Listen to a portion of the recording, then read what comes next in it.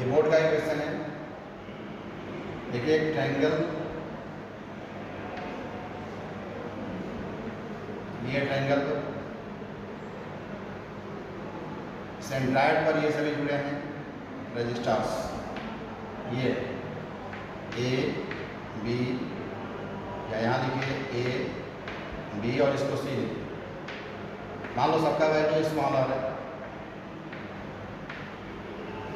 You have to find effective resistance between this 2 points A and B. A B के बीच effective resistance find करना है, और ये रजिस्टर्स हैं 1 2 3 4 5 6। ऐसे क्वेश्चंस में जहाँ 5 रेजिस्टेंस आपको एक साथ रजिस्टर मिले, वहाँ एक बार व्हीटस्टोन ब्रिज को जरूर चेक कर लेना।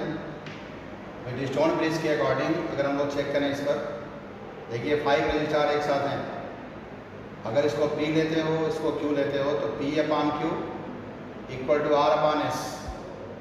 ये आपको बताया गया व्हीटस्टोन ब्रिज कैपेसिटर में ही P/Q इक्वल टू R/S। अगर ये कंडीशन आता है तो ये ब्रिज का बैलेंस कंडीशन है, और उस कंडीशन में इस डायगोनल में कोई करंट फ्लो नहीं करेगा।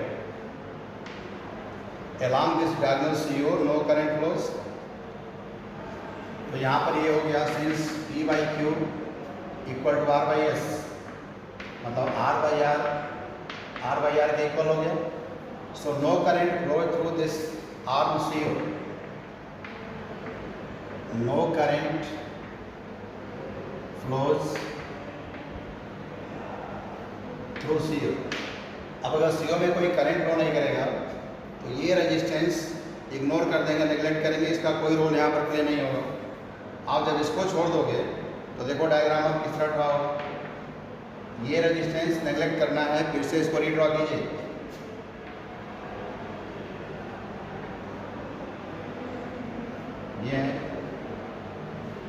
ये रेजिस्टेंस नहीं लेना है तो फिर केवल ये आएगा, ये A B C R R R R और R। देखो अभी कितना इजी हो गया। इसके बाद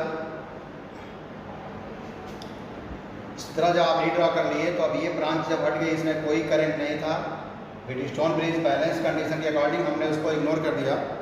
और जब ये नेगलेक्ट हो गया तो देखिए यहाँ से आप चलते हो एंड टू एंड कनेक्शन, ये दोनों सीरीज हैं, फिर यहाँ से एंड टू एंड ये दोनों सीरीज हैं, और ये उन दोनों के पैरेलल हो जाएगा।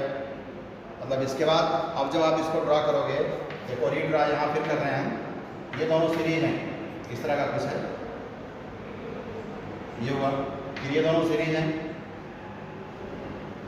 और फिर ये डायरेक्टली उसके पैरेलल, ये पॉइंट ए और B, R R R R R, R R series में 2R, ये भी आर आर 2R हो गया, और ये आर हो गया पैरेलल। तो यहाँ पर क्या वैल्यू आ जाएगा, देखो एक ब्रांच में 2R, दूसरे ब्रांच में भी 2R, और ये ब्रांच है R का, ये भी पॉइंट हो। Now you know the formula of parallel combination. Parallel combination में 1/R equal to 1/2R plus 1/2R plus 1/R। तो इसके अकॉर्डिंग फाइंड कर लीजिएगा आप लोग टोटल वैल्यू, ठीक है। इस तरह के और भी क्वेश्चंस की प्रैक्टिस करो, ट्राई करो उसमें क्वेश्चन सॉल्व करने का। You should also know that in series combination which one remains same in all the register, which one will be different. Similarly in case of parallel combination which quantity remains same and which one differ. तो ये सारे terms उसमें जानिए, क्योंकि optional question में इस तरह के छोटे छोटे क्वेश्चन ही पूछे जाएंगे, अब वो केवल टिक करना होगा। अब देखो रजिस्टर के बाद हम लोग सेल का कॉम्बिनेशन देखें, या सेल के कॉम्बिनेशन के पहले एक रिलेशन इस्टेब्लिश किया जाए। Internal resistance EMF potential difference में, तो पहले इंटरनल रेजिस्टेंस को स्टडी करना है। इंटरनल रेजिस्टेंस,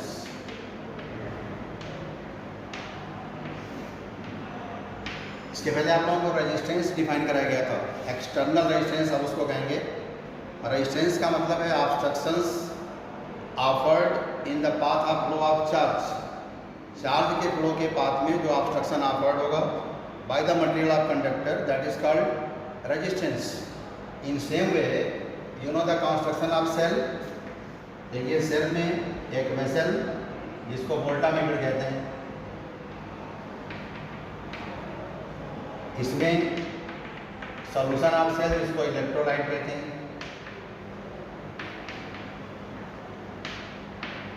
इलेक्ट्रोलाइट, और इसमें 2 इलेक्ट्रोड्स होते हैं।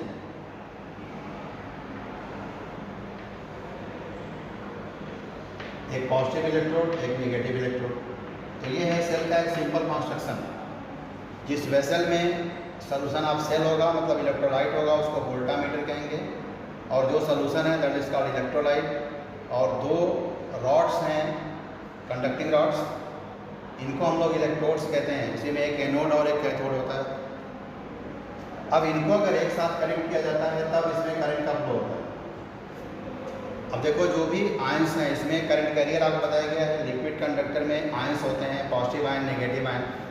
तो ये भी जब यहाँ फ्लो करेंगे इसमें उनके बीच में भी कोलिजन होगा। कोलिजन का मतलब एनर्जी का लॉस होना, मतलब ऑब्स्ट्रक्शन ऑफर्ड होगा by the electrolyte solution of cell and also by this anode and cathode electrode. तो इलेक्ट्रोड और इलेक्ट्रोलाइट ये दोनों मिलकर चार्ज के फ्लो के पाथ में ऑब्स्ट्रक्शन ऑफर्ड करते हैं, and that obstruction is called internal resistance of the cell. तो इंटरनल रेजिस्टेंस ऑफ सेल को कैसे डिफाइन करेंगे? The obstructions offered in the path of flow of charge by electrolyte and electrode of the cell.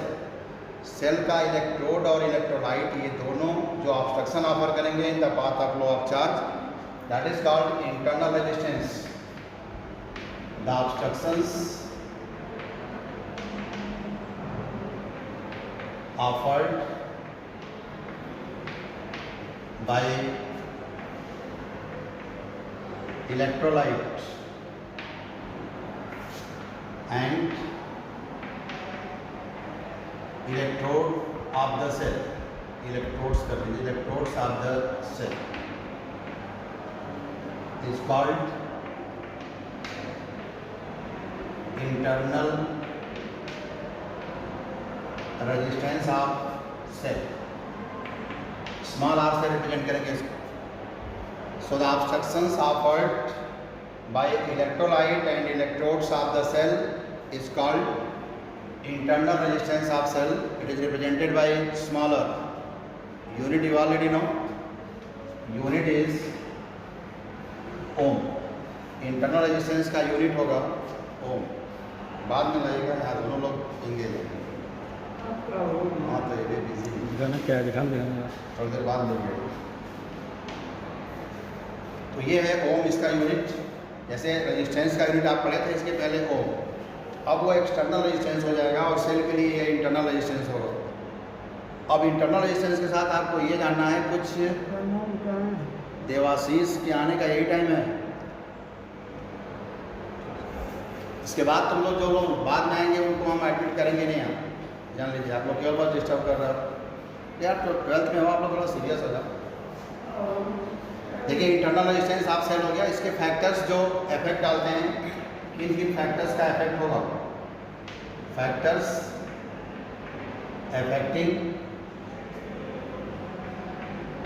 Internal resistance of cell. Factors affecting internal resistance of cell, किन किन factors का किस तरह का effect होगा इंटरनल रेजिस्टेंस पर, ये समझना है। अब देखो इसमें पहला फैक्टर इलेक्ट्रोड के बीच का डिस्टेंस होता है। Distance between electrodes. अब किस तरह का डिपेंडेंसी है? इलेक्ट्रोड के बीच का डिस्टेंस जितना इंक्रीज करेंगे इंटरनल रेजिस्टेंस उसी रेशियो में इंक्रीज करेगा। Internal resistance increases with increase in distance between 2 electrodes. तो ये सब फैक्टर्स हैं, यही सब आप लोगों के क्वेश्चन के फॉर्म है वहाँ। If distance between 2 electrodes increase then what will be effect on internal resistance of the cell. ये सब आपको बताने होंगे वहाँ। सेकेंड है इमर्स्ड एरिया ऑफ इलेक्ट्रोड। जैसे इलेक्ट्रोड है तो ये जो एरिया इमर्स की हुई है इसके अंदर इलेक्ट्रोलाइट में, वो इमर्स्ड एरिया ऑफ इलेक्ट्रोड कहलाती है। इमर्स्ड एरिया जितनी अधिक होगी इंटरनल रेजिस्टेंस उतना ही कम होगा। Internal resistance decreases with increase in immersed area of electrode inside electrolyte. Note करते जाओ। Internal resistance increases with increase in distance between two electrodes. Second one, internal resistance decreases with increase in immersed area of electrode inside electrolyte. Now third factor,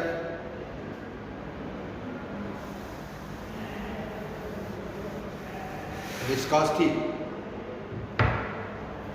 of electrolyte.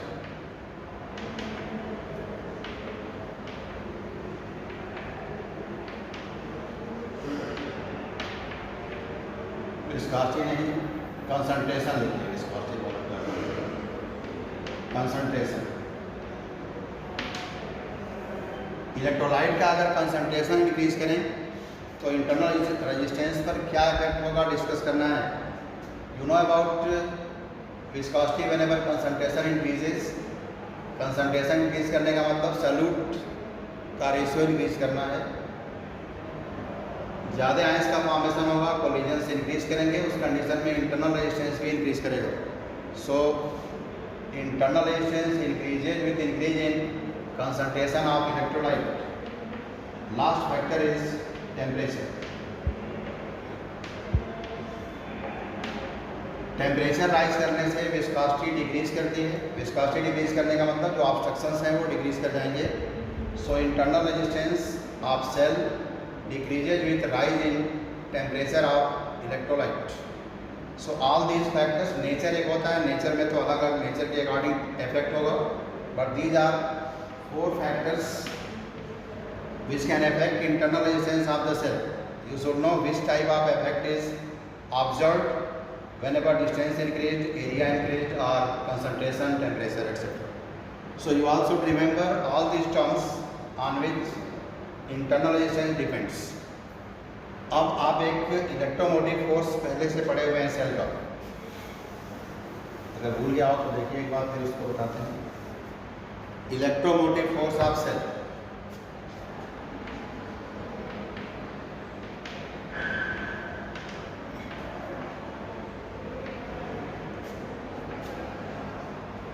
इसको short में EMF लिखते हैं, EMF of cell.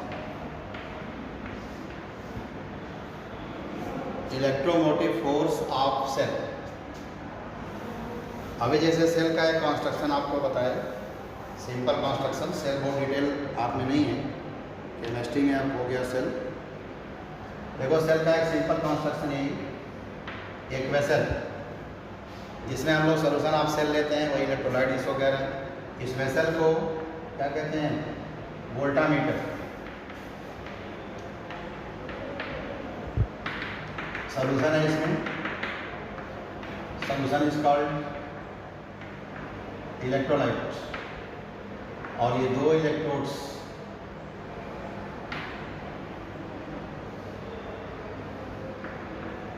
ये cell का construction है, simple construction.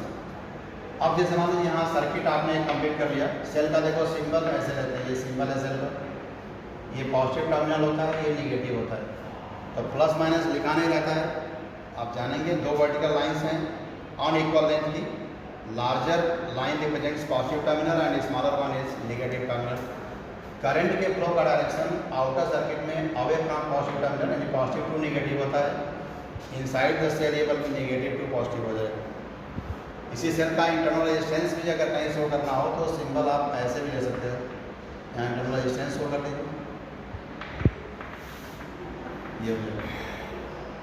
तो ये है सेल जिसका इंटरनल रेजिस्टेंस और ये सिंबल। जब किसी सेल को हम लोग किसी सर्किट में कनेक्ट करते हैं, जैसे मान लो ये सेल है, एक सर्किट में कनेक्ट हो गया,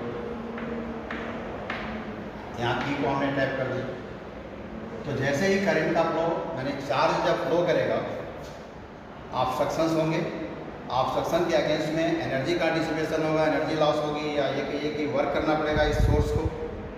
सेल के भीतर भी वर्क होगा और सेल के बाहर जहाँ ऑब्स्ट्रक्शन है वहाँ भी वर्क होगा। अब जैसे मान लो अगर क्यू चार्ज को 1 राउंड हम लोग फ्लो कर रहे हैं through the complete circuit including cell also, और इस Q चार्ज के फ्लो में टोटल वर्क हुआ W। Work is done by cell, that is W। Work done to maintain the flow of charge Q one round through the complete circuit. Then what will be work done to maintain the flow per unit charge through one round? Unit charge के लिए अगर हम work find करें ये हो जाएगा W by Q, और इसी वर्क को EMF ऑफ सेल कहते हैं, E से रिप्रेजेंट करते हैं। And the amount of work done to maintain the flow of unit charge one round through the complete circuit. Complete circuit means including cell also, उसमें cell भी होगा और outer circuit भी होगा।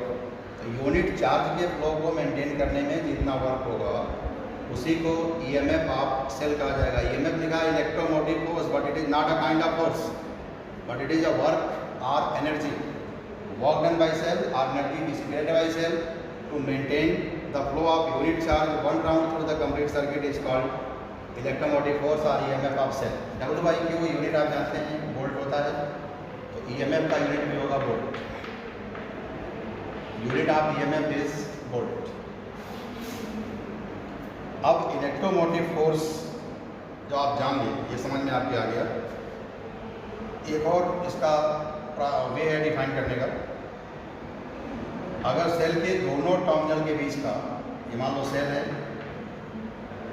और सेल किसी सर्किट में कनेक्ट नहीं है, उस समय दोनों टर्मिनल के बीच का पोटेंशियल डिफरेंस अगर मेजर कर लिया जाए तो ये सेल के EMF के इक्वल होता है।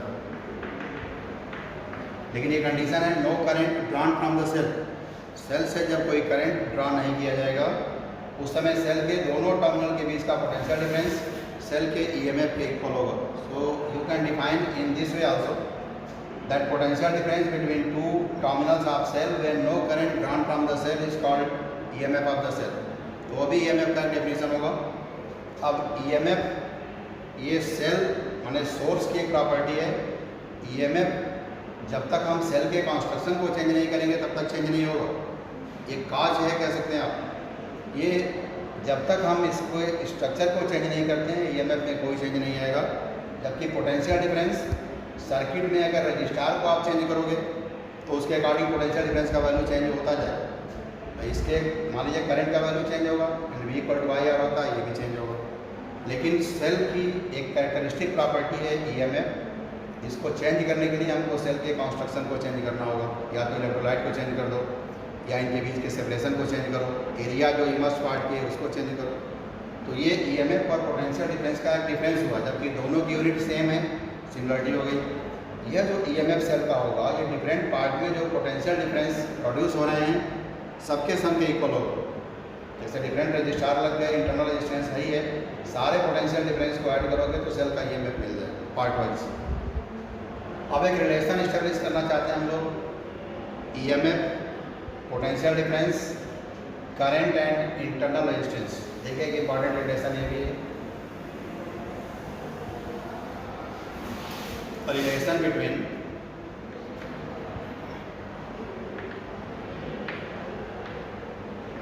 EMF E, potential difference V, current I, internal resistance small, इनके बीच एक रिलेशन। क्योंकि डेरिवेशंस आए नहीं है, शार्ट में ही इसको डिराइव कर रहे हैं। मान लो एक सेल है, एक की कनेक्ट कीजिए, एक एमीटर ले सकते हैं करंट मेजर करने के लिए जो सीरीज में कनेक्ट हो, एक रजिस्टार है यहाँ एक्सटर्नल रेजिस्टेंस R, और इसके पैरेलल में वोल्टमीटर कनेक्ट कर लो वोल्टेज मेजर करने के लिए।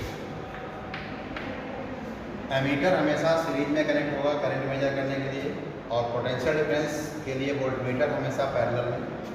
मान लीजिए current I, current I flow कर रहा है। अब इसका EMF है E।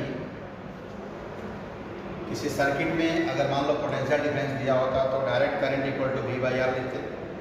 अगर सेल का EMF दिया है तो सेल के पास एक और रेजिस्टेंस है, इंटरनल रेजिस्टेंस जिसको हम कह रहे हैं स्मॉल r। अब यहाँ इस सर्किट में टोटल रेजिस्टेंस कितने हो गए? R + R। इस टोटल रेजिस्टेंस से जब आप EMF को डिवाइड करेंगे तो करंट का वैल्यू मिल जाएगा। ईएमएफ के टर्म में current I equal to EMF upon total resistance. अब देखो टोटल रेजिस्टेंस माने एक्सटर्नल प्लस इंटरनल, हमेशा इसको डायरेक्ट ही ऐड करना है, ये नहीं कि आपको पैरेलल दिख गया तो 1/r करने लगे। डायरेक्ट ऐड होगा दोनों r plus r। So this I equal to EMF E है और टोटल रेजिस्टेंस हो गया r प्लस r। अब यहाँ से क्रॉस मल्टीप्लाई करो, E equal to I R plus I R. You know this term I R, potential difference across R, potential difference across R. भी suppose कर लीजिए, so E equal to V plus I R or V equal to E minus I. एक relation है potential difference, EMF, current and internal resistance of the cell. इस relation को you have to remember this relation, क्योंकि इसी basis पर हम लोग combination of cell को आगे पढ़ेंगे। कोई प्रॉब्लम किसी को इसमें लग रही है बताइए।